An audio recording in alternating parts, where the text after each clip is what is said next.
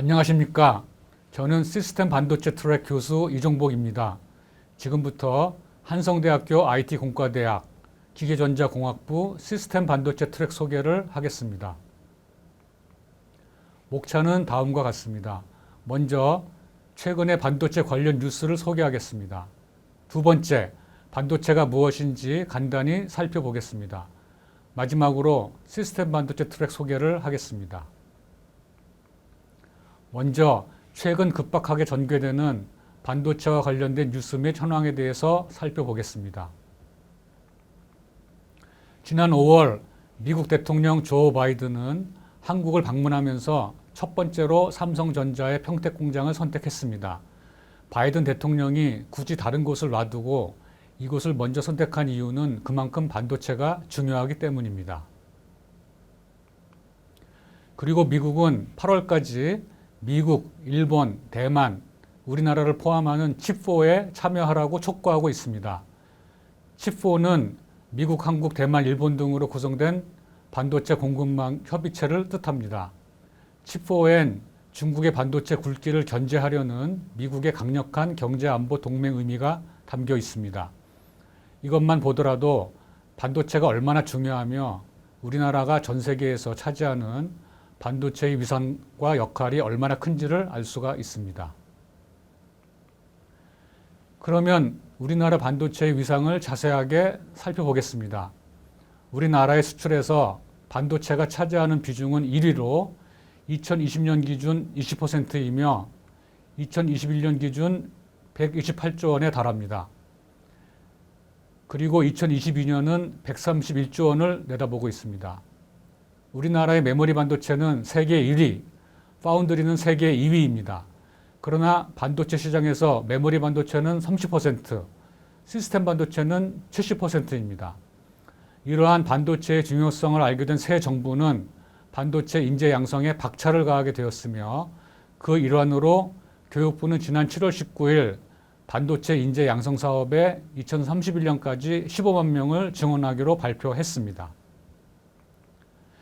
자, 그러면 도대체 반도체란 무엇인지 간단히 살펴봅시다. 반도체는 고교생들도 잘 아는 원소의 주기율표에서 사족 원소 또는 그 주변인 삼호족 원소를 이용합니다. 그 중에서 실리콘이 반도체의 주 재료이며 지표면에서 28%의 비율인 규석 산화물이나 규산염의 형태로 쉽게 구할 수 있습니다. 실리콘의 각 원자는 주변의 4개의 원자와 가전자를 공유하여 공유결합을 합니다. 공유결합을 하는 물질의 전기적 성질은 부도체이나 반도체의 경우 열이나 빛을 쬐면 전자가 들떠서 공유결합을 깨고 전도에 기여하게 됩니다. 반도체라는 이름은 용도케와 같은 극저온에서는 부도체이나 상온에서는 전류를 흘릴 수 있기 때문에 그와 같은 명칭이 주어졌습니다. 실리콘 원자가 공유결합을 하고 있으며 불순물을 투입하지 않은 순수한 반도체를 진성반도체라고 부릅니다. 반도체의 특성을 나타내는데 가장 중요한 이론이 에너지 밴드 이론입니다. 이것은 실리콘과 같은 반도체 원자들이 공유결합을 할 때 에너지 밴드가 원자핵에서 가까운 순서로 가전자대, 에너지갭, 전도대로 나뉜다는 이론입니다. 이때 가전자대의 전자가 에너지를 얻으면 전도대로 뛰어오르게 되며 전자가 없는 상태인 호울을 남깁니다. 결과적으로 가전자대의 호울과 전도대의 전자가 반도체에서 전류가 흐르게 하는 주된 요소가 됩니다. P형 반도체란 앞에서 살펴본 진성 반도체에 삼족 불순물을 투입한 것입니다.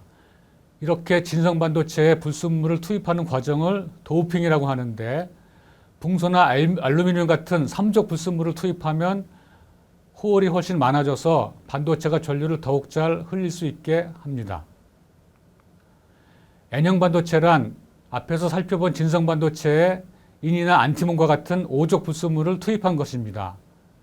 5족 불순물을 투입하면 전자가 훨씬 많아져서 반도체가 전류를 잘 흘릴 수 있게 합니다.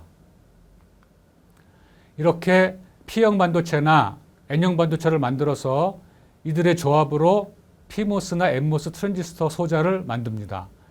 PMOS 소자는 전류의 주성분이 호울이고 NMOS 소자는 전류의 주성분이 전자인 트랜지스터입니다.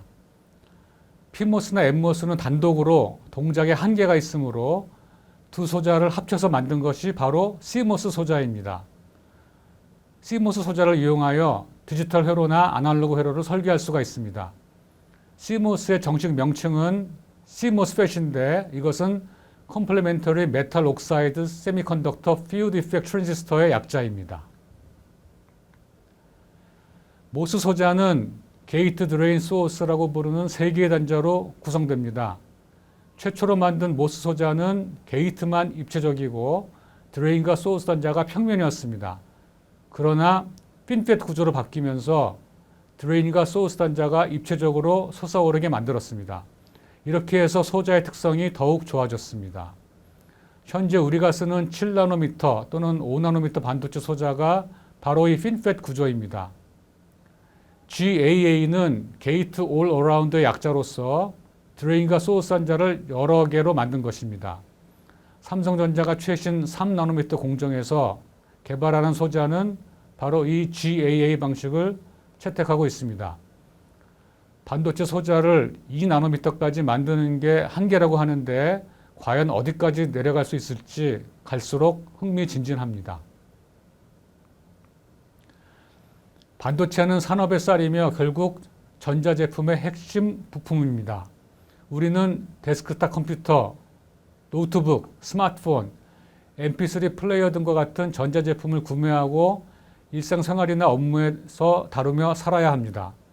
그 외에 국방, 의료, 금융, 자동차, 로봇, 드론 등 반도체가 쓰이는 곳은 일일이 셀 수가 없을 정도입니다. 그러한 완제품 안에는 인쇄회로 기판 위의 전자부품들로 구성됩니다. 이러한 인쇄회로 기판 위의 전자부품 중에 수십 개의 반도체 칩들이 꽂혀 있습니다. 그리고 이러한 반도체 칩 안에는 수십억 개 이상의 반도체 소자 트랜지스터들로 구성됩니다. 결국 반도체가 없으면 우리는 이러한 전자제품을 이용하여 정상적인 생활을 할 수가 없게 됩니다. 다음은 반도체의 8대 공정에 대해서 살펴보겠습니다. 첫째, 웨이퍼 공정은 주석 산화물이나 규산염으로부터 단결정 실리콘을 성장시켜서 제조하는 것입니다. 둘째, 산화 공정은 실리콘을 산소와 결합하는 것입니다. 셋째, 포토 공정은 빛을 이용하여 실리콘 위에 회로 패턴을 생성하는 것입니다.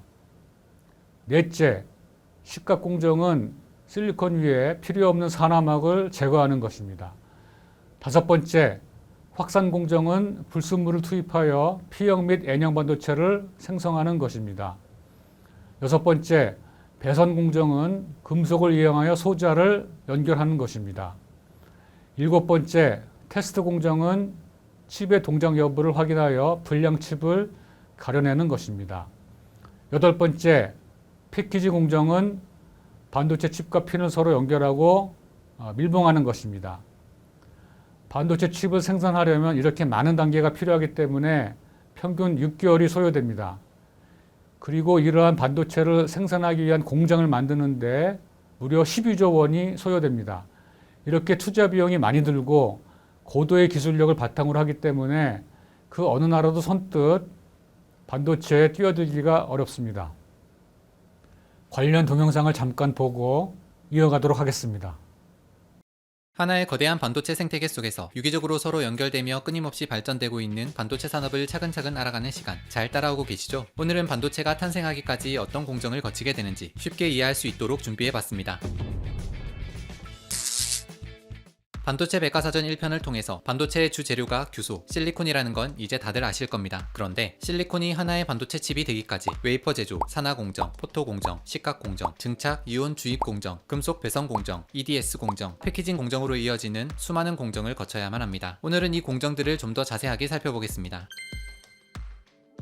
손톱보다 작은 반도체 칩 하나에 수많은 반도체 소자를 쌓는 과정은 정교한 빌딩을 만드는 과정과 비슷합니다. 멋진 빌딩을 지으려면 일단 빌딩을 세울 수 있는 터를 마련하는 게 우선입니다. 반도체를 만들 수 있는 터가 바로 웨이퍼입니다. 대부분의 웨이퍼는 주로 모래에서 추출한 규소인 실리콘으로 만들어집니다. 이 작은 모래 알갱이가 어떻게 이런 웨이퍼가 될 수 있을까? 우선 모래를 뜨거운 열로 녹여 순도 높은 실리콘 용액을 굳히면 인곳이라는 실리콘 기둥이 완성됩니다. 이렇게 완성된 실리콘 기둥을 얇게 슬라이스해 잘라내면 여러 장의 얇은 원형판 웨이퍼가 나오게 되는 것입니다. 바로 절단한 웨이퍼의 표면은 흠결이 있고 거칠거칠해서 표면을 매끄럽게 갈아내는 과정이 필요합니다. 왜냐하면 웨이퍼 표면의 흠결은 회로의 정밀도에 영향을 주기 때문입니다. 여기서 잠깐, 뉴스에서 등장하는 웨이퍼 사진을 보면 격자 무늬로 되어 있는 걸 볼 수 있습니다. 네, 웨이퍼라는 단어는 웨하스에서 유래됐습니다. 이렇게 만들어진 웨이퍼 한 장은 반도체의 주재료가 됩니다. 웨이퍼의 두께가 얇고 지름이 클수록 한 번에 생산할 수 있는 반도체 칩수가 증가하기 때문에 갈수록 두께는 얇고 크기는 커지고 있는 추세입니다. 다시 본론으로 돌아가서 얇게 잘린 웨이퍼는 아직 전기가 통하지 않는 부도체 상태이기 때문에 반도체 성질을 가질 수 있도록 하는 작업이 필요합니다.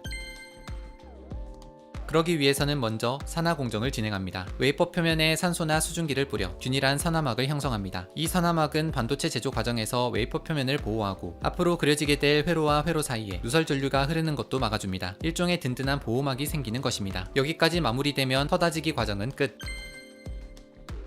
이제 본격적인 건축 과정으로 들어가 보겠습니다. 빌딩을 지으려면 설계도가 필요하듯 웨이퍼 위에 반도체 제조를 위해 설계된 회로를 그려내는 작업이 필요합니다. 밑그림을 새기는 작업은 사진을 현상하는 과정과 비슷하다고 해서 포토 공정이라고 부릅니다. 이때 필름의 역할을 하는 것이 바로 마스크입니다. 컴퓨터로 설계한 회로 패턴이 그려진 유리판을 말하는데 마스크의 회로들을 웨이퍼에 새기려면 우선 앞서 웨이퍼에 올린 산화막 위에 빛에 반응하는 물질인 감광액을 얇고 균일하게 도포합니다. 이제 회로 패턴이 담긴 마스크에 빛을 통과시키면 웨이퍼 표면에 회로도가 그대로 찍히게 됩니다. 이제 포토 공정의 마지막입니다. 일반 사진을 현상하듯 현상액을 뿌려가면서 빛을 받은 영역과 그렇지 않은 영역을 선택적으로 제거해 웨이퍼의 회로 패턴을 그려줍니다. 패턴이 웨이퍼에 잘 그려졌는지 꼼꼼히 검사하고 이를 통과하면 다음 공정으로 이동합니다. 이제 웨이퍼 위에 그려진 반도체 회로 패턴 외에 필요 없는 부분을 제거해줘야 합니다. 웨이퍼에 액체나 기체의 부식액을 이용해 불필요한 부분을 선택적으로 제거해서 반도체 회로 패턴을 만드는 것입니다. 이때 식각을 위해 액체를 사용하면 습식 식각, 기체나 플라즈마를 이용하면 건식 식각이라고 합니다. 이에 대한 자세한 이야기는 나중에 다시 소개해드리도록 하겠습니다. 반도체를 만드는 과정은 빌딩을 짓는 과정과 유사하다고 했습니다. 사람의 손톱보다 작고 종이보다 얇은 반도체 칩에 빌딩을 짓는다고 상상해봅시다. 웨이퍼 위에 포토 공정과 식각 공정을 여러 차례 반복하면서 층층이 레이어를 쌓는 겁니다. 이때 층층이 쌓인 회로와 회로를 구분하고 보호하는 절연막이 필요합니다. 이 얇은 막을 방막이라고 합니다. 웨이퍼 위에 원하는 분자 또는 원자 단위의 아주 얇은 방막을 입히는 것을 증착이라고 하는데 두께가 워낙 얇아서 웨이퍼 위에 균일하게 방막을 형성하기 위해서는 정교하고 세밀한 기술력을 필요로 합니다. 이때 반도체가 정기적인 성질을 가지게 하는 이온 주입 공정 또한 필요합니다. 순수한 반도체는 규소로 되어 있어 전기가 통하지 않으나 불순물을 넣어줘 전류를 흐르게 하는 전도성을 갖게 되는 것입니다. 잠깐 정리를 해보자면 웨이퍼 제조, 산화 공정, 포토 공정, 식각, 증착, 이온 주입 공정까지 거쳐 이제 웨이퍼는 전도성을 갖게 되었고 그 위에 수많은 회로가 만들어졌습니다. 이제 이 회로가 동작하기 위해서는 전기적 신호가 필요한데 이때 신호가 잘 전달되도록 회로 패턴에 따라 전기가 통하는 길을 만들어줘야 합니다. 이 과정을 금속 배선 공정이라고 합니다. 반도체에 전기가 잘 통할 수 있도록 알루미늄, 티타늄, 텅스텐과 같은 금속 재료를 이용해서 얇은 금속막을 증착하여 전기가 통할 수 있도록 해주는 과정입니다. 이런 제조 공정들을 거친 반도체 칩은 이제 마지막을 향해 달려가고 있습니다. 그 다음은 EDS, 전기적 특성 검사를 통해 각각의 칩들이 원하는 품질 수준에 도달했는지 테스트하는 공정입니다. 즉, 양품인지 불량품인지 구분해내는 단계입니다. EDS를 통해 웨이퍼 한 장에 설계된 칩의 최대 개수 대비 정상 작동 칩 개수의 비율을 가리켜 수율이라고 합니다. 수율이 높을수록 기술력 있는 반도체 회사로 인정받게 됩니다. 이렇게 EDS 공정을 거쳐 선별된 반도체 칩들은 기기에 탑재되기 적합한 형태로 만들어집니다. 바로 반도체의 마지막 공정, 패키징 공정에서 말입니다. 앞선 공정들을 통해서 완성된 웨이퍼의 반도체 칩은 낱개로 하나하나 잘라내서 전자기기에 탑재될 수 있는 형태를 갖춰야 합니다. 반도체 칩이 외부와 신호를 주고받을 수 있도록 길을 만들어줘야 하고 다양한 외부 환경으로부터 안전하게 보호받을 수 있는 형태로 만들어야 합니다. 웨이퍼를 낱개의 칩으로 자르고 절단된 칩들을 PCB 기판 위에 올립니다. 기판 위에 올려진 반도체 칩의 접점과 기판의 접점을 연결해주고 원하는 형태의 패키지 모양을 만들기 위해 성형도 거칩니다. 반도체를 밀봉한 후 제품명을 새기면 드디어 우리가 흔히 보는 반도체 칩 완성. 물론 파이널 테스트까지 거쳐야만 진정한 완제품 형태의 반도체가 되는 것입니다. 반도체 칩 중에서 가장 중요한 마이크로 프로세서와 메모리에 대해서 살펴보겠습니다. 1971년에 인텔은 4004라는 최초의 마이크로 프로세서를 개발했습니다. 이것은 4비트였고 동작 속도는 740kHz에 불과했습니다. 1976년도에 개발한 8086은 16비트로 확장되었습니다. 1985년도에 최초의 32비트 마이크로 프로세서인 80386을 개발했고 이때까지는 수치 연산은 별도의 보조 프로세서가 담당했습니다. 1989년도에 이르러 개발한 80486은 수치 연산을 담당하는 FPU가 최초로 한 개의 칩 안에 내장되었습니다. 1993년도에 인텔에서 개발한 펜티엄 프로세서까지 슈퍼스칼라의 형태로 싱글코어의 성능을 극대화하였습니다. 싱글코어 슈퍼스칼라 프로세서 형태로는 하드웨어가 지나치게 복잡해지고 전력 소모가 많아서 다른 탈출구가 필요했습니다. 그래서 2006년부터 멀티코어 프로세서 시대로 접어들었으며 코어2 듀오는 2개의 코어를 장착했습니다. 2022년도에 출시한 코어 i9 12세대 프로세서는 16개의 코어를 가지고 있으며 최고 5GHz까지 동작합니다. 이렇게 마이크로 프로세서의 개발 현황을 보면 마치 생물이 진화하듯 발전이 드라마틱하게 이루어진다는 것을 알 수가 있습니다. 다음은 D램 메모리에 대한 내용입니다. D램의 역사는 우리나라의 삼성전자 역사라고 해도 과언이 아닙니다. 1984년도에 삼성전자가 64kbit D램을 만들 때는 미국과 일본을 쫓아가기에 급급한 단계였습니다.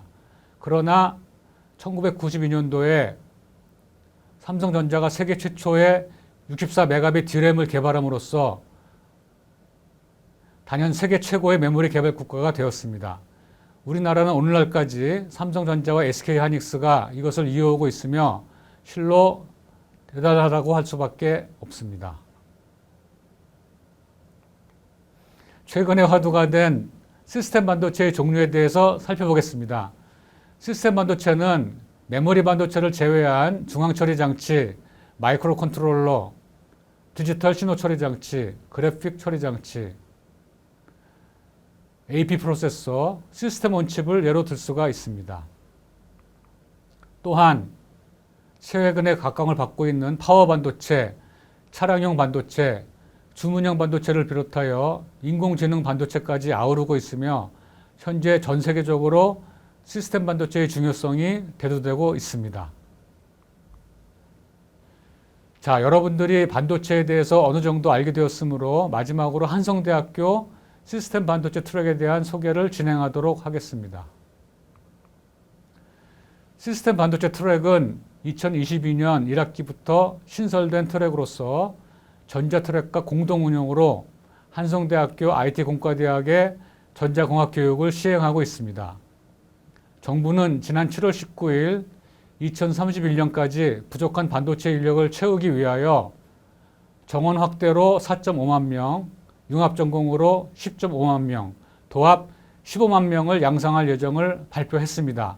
따라서 여러분들이 가장 관심 있는 취업 전망은 매우 밝습니다. 다음은 시스템 반도체 트랙의 교육 목표입니다. 시스템 반도체 트랙은 기초전자공학 교육을 기반으로 하여 반도체 소자, 반도체 설계, 반도체 공정에 대한 이론 및 실습 교육을 시행하고 있습니다. 반도체 중에서도 특히 시스템 반도체로 특성화하고 다양한 트랙과 연계하여 융합교육을 제공할 것입니다. 또한 대학원 교육을 활성화하고 가족기업과 산학협력을 시행할 예정입니다. 다음은 시스템 반도체 트랙의 교과 과정입니다. 주요 과목으로 시스템 반도체의 기초, 기초 회로 이론, 전자회로, 논리회로, 반도체 소자, 반도체 공정, 디지털 집적회로, 아날로그 집적회로, 시스템 반도체 설계, 그리고 시스템 반도체 종합설계 프로젝트가 있습니다. 공동 운영하는 전자 트랙의 교과 과정은 전자기학, 신호 및 시스템, 통신공학, 디지털 신호 처리 등의 교과목으로 구성됩니다. 비교과 과정으로 학술 소모임, 산학연 프로젝트 참여, 전공 튜터 제도 및 학과 행사가 있습니다. 다음은 시스템 반도체 트랙의 교수 진입니다. 시스템 반도체 트랙에 3명의 교수가 있으며 기초 소프트웨어, 반도체 설계, 반도체 공정을 각각 담당하고 있습니다. 시스템 반도체 트랙에 추가로 반도체 소자와 아날로그 집적 회로 분야의 신임 교수 충원을 할 예정입니다. 공동 운영하는 전자 트랙에 역시 3명의 교수가 있어서 총 6명의 교수가 전자공학 교육을 담당할 예정입니다. 다음은 시스템 반도체 트랙의 실험 실습 시설입니다. 실험 실습 시설은 전자공학 실습실, 컴퓨터 실습실, 학생 컴퓨터실로 구성됩니다. 전자공학 실습실에서는 오실로스코프, 함수 발생기, 전원 공급기 등을 이용한 기초 전기 전자 회로 실험을 하고 있습니다. 컴퓨터 실습실에서는 기초 프로그래밍, 집적 회로 실험, 논리 회로 실험, 시스템 원집 실험을 수행하고 있습니다. 학생 컴퓨터실에서는 학생들이 원하는 시간에 자유롭게 컴퓨터를 활용하고 있습니다. 시스템 반도체 트랙의 교육용 실습 장비는 논리회로 실습용 장비, 마이크로 프로세서 실습용 장비, 시스템 온칩 실습용 장비, 인베디드 시스템 실습용 장비로 구성됩니다. 논리회로 실습과 시스템 온칩 실습용 장비는 프로그래밍이 가능한 반도체인 FPGA를 장착하고 있습니다. 모든 실습용 장비는 1인 1대를 원칙으로 하여 실습에 소홀함이 없도록 만전을 기하고 있습니다. 시스템 반도체 트랙의 설계 교육용 소프트웨어로 집적회로 설계 실습용, 논리회로 설계 실습용, 그리고 시스템 반도체 회로 설계 실습용으로 구성됩니다. 집적회로 설계 실습에는 매직, NG스파이스, IRSIM을 사용하고 있습니다. 논리회로 설계 실습과 시스템 원집 회로 설계에는 자일링스사의 비바도를 쓰고 있습니다. 비바도를 이용하여 FPGA의 반도체 회로를 프로그래밍하고 실행시킬 수가 있습니다. 시스템 반도체 트랙에서는 서울대학교 반도체 공동연구소에 학생들을 파견하여 반도체 공정 단기 실습 교육을 시행할 예정입니다. 반도체 8대 공정 중에서 웨이퍼 공정, 산화 공정, 배선 공정, 포토 공정, 식각 공정에 대한 실습을 진행할 예정입니다. 다음은 시스템 반도체 트랙 관련 자격증입니다. 반도체 분야에서 반도체 설계 산업기사, 반도체 장비 유지보수 기능사가 있으며 전자 분야에서 전자기사와 정보통신기사 자격증이 있습니다. 마지막으로 컴퓨터 분야에 정보처리기사 자격증이 있습니다. 다음은 시스템 반도체 트랙을 졸업한 후의 진로입니다. 희망하는 경우 국내외 대학원 석박사 과정에 진학할 수가 있습니다. 취업을 원하는 경우 국내외 반도체 정합 설계 업체, 패밀리스 업체, 파운드리 업체에 취업할 수가 있습니다. 그 외 반도체 재료 업체, 장비 업체 및 부품 업체에 취업이 가능합니다. 자, 시스템 반도체 트랙에서 여러분의 미래를 설계하고 실현하기 바랍니다. 이것으로 시스템 반도체 트랙 소개를 마치도록 하겠습니다. 감사합니다.